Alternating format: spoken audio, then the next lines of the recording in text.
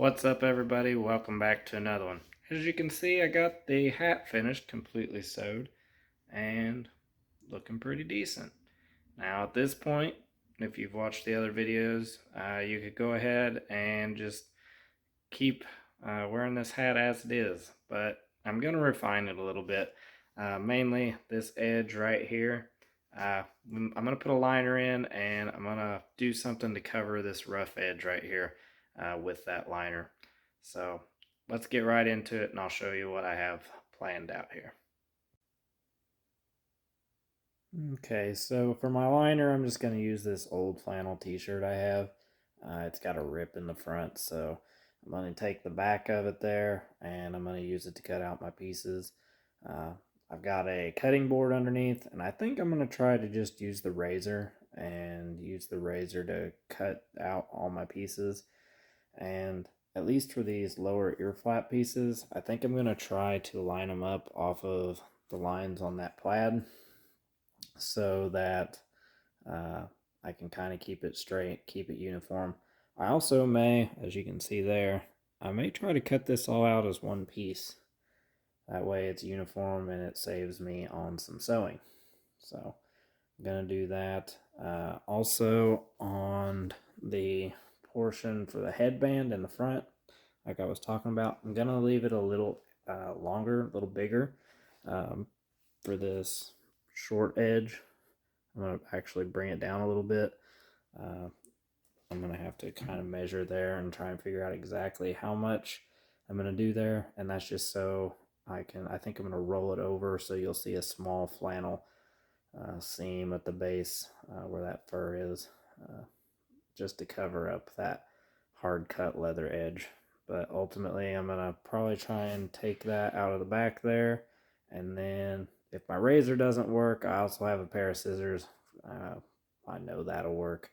I think I'll probably start out. If you have an iron, I'd probably get that dude out and I'd iron that shirt flat.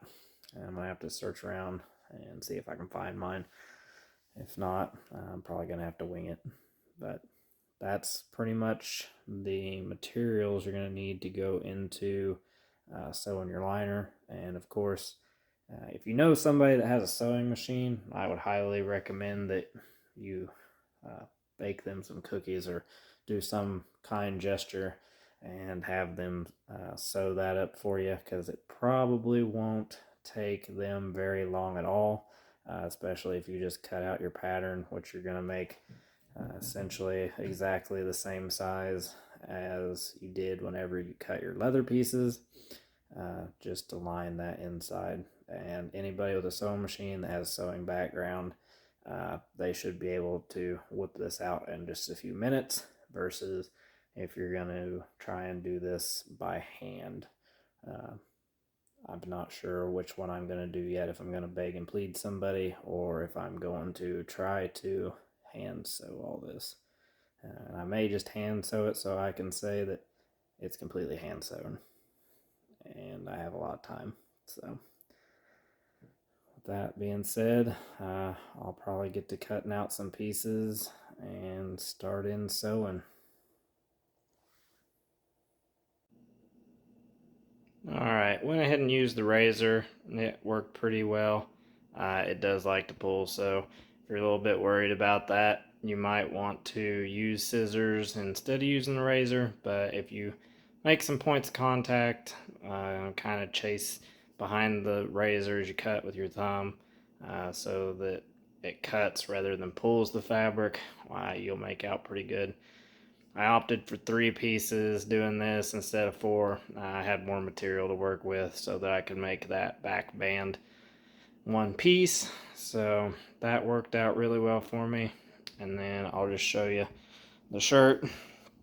Basically did like the coon hide, cut it right out of the back, working with that middle material.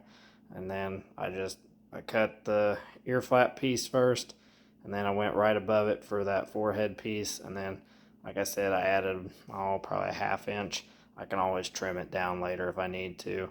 And then I worked on up and took that head piece right out of the top. So at this point, I'll spare you from watching me hand sew all this together. I think that's what I'm going to do since it's just a few pieces. I think I can handle that. I did want to mention something I forgot to say earlier. On the actual hat piece here, if you wanted to put drawstrings in, you could like adhere in like some boot leather laces, if you could find like anywhere, basically Walmart or most farm supplies. You could put you a piece of leather in here for drawstrings. That way you could keep those ear flaps pulled down tight. I've went back and forth on whether or not I'm going to do it. I don't think I will. I do have this one flap that likes to kind of push out a little bit, so I may be regretting that in the future, but I think right now, for what I'm wanting, I'm just going to opt out of it. If I ever want to make another one, well, I could always put strings in it. But for now, gonna start stitching these pieces together, and then we'll start putting in our liner. Alright, back at it, and I got it all sewed up, the liner, and it should look something like that whenever we get it completely stitched in. So, got the liner all hand stitched together. Took me quite a while, but that's how it should be sitting. One little bonus was it's going to be hard to see here one-handed, I got all the stripes to pretty closely line up around the hat. So that wasn't intentional, but it was kind of cool.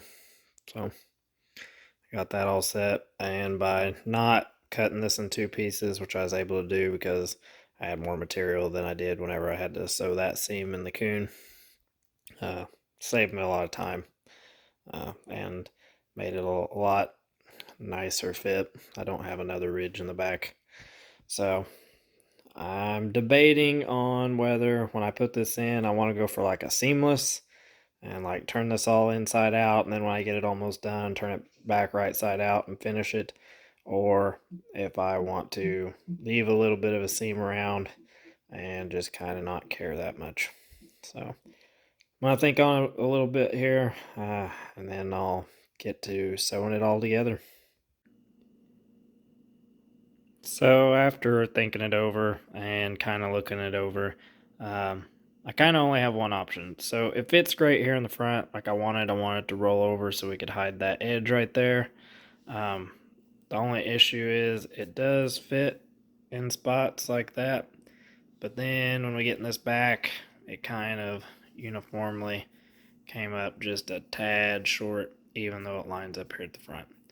Which is fine, because whenever I revert this back out, it does meet all the seams. So I just won't have a hidden seam where I stitch this around. But that's my own fault, and I'm okay with it. So I'm going to revert this back the other way, and then I'm going to start stitching this up. Alright, got the entire back there stitched up. I used what's called a blanket stitch. It's probably best if you just look that up on your own on another YouTube video. They're pretty simple, but there's a lot better videos than what I can explain. This is a better side. It's pretty even, uniform, matched up real well. The closer you can get this cloth to match up with the leather, the better, the easier it's going to stitch. Whenever I stitched it, I did, like whenever we stitched the two pieces of leather, I just held that back, and then I stitched along that edge, and just held it all the way around, and it made it good and clean, so that whenever you look at it from the outside, you don't have any kind of string or anything sticking out and making it look funky. Now, the part that's going to make or break me is going to be this front. When I stitched this together yesterday, I actually stitched all the way up, and I shouldn't have done that. I should have actually let this free so it could bend over right there at that corner right there. I'm probably going to go with a pretty bold stitch across the front. It'll be a stitch you can see, but I think it kind of goes with this homemade nature of it. The hidden stitch probably would have been better looking overall, but this kind of gives it that handmade look, and it's not too bad also. And whenever you have it on, you really can't see it. So I'm gonna go ahead and try and get this front edge looking nice, and I'll show you what I did in just a second. Alright, so these paper clips are going to be your best friend in making all this. Got a ton on there. I just eyeballed it. It's pretty uniform. Don't figure I'm going to be taking this hat anywhere extravagant, so it's just going to be me. I'm probably going to just use a whip stitch on it, back and forth, back and forth, back and forth all the way through it, and it should hold everything in place and have it all finished fairly soon here. I'll bring you back whenever I got her all situated. Well, there you have it, everybody. Ultimately, adhesive's gonna save the day because I can't get this front piece stitched without pulling hair through. The whip stitch didn't work, and I can't get anything else to stay just right. Tried smaller needle, tried thread, kind of worked, but it kept kind of bunching up, and it would snag and break. So I think I'm going to run a small piece of adhesive across the front, and I think that'll take care of it. So probably going to be sporting this guy whenever trapping season rolls around. That'll be here in just a few days, actually. Let's see, today's the 9th, so it looks like 6 more days to go. And then it'll be opening day of trapping season. Probably won't start out on the line right away. Deer season takes precedent because that starts on the 12th. So just a few days away on it. And hopefully we can get a deer down this year. So if you like the video, if you like this series, please give me a thumbs up.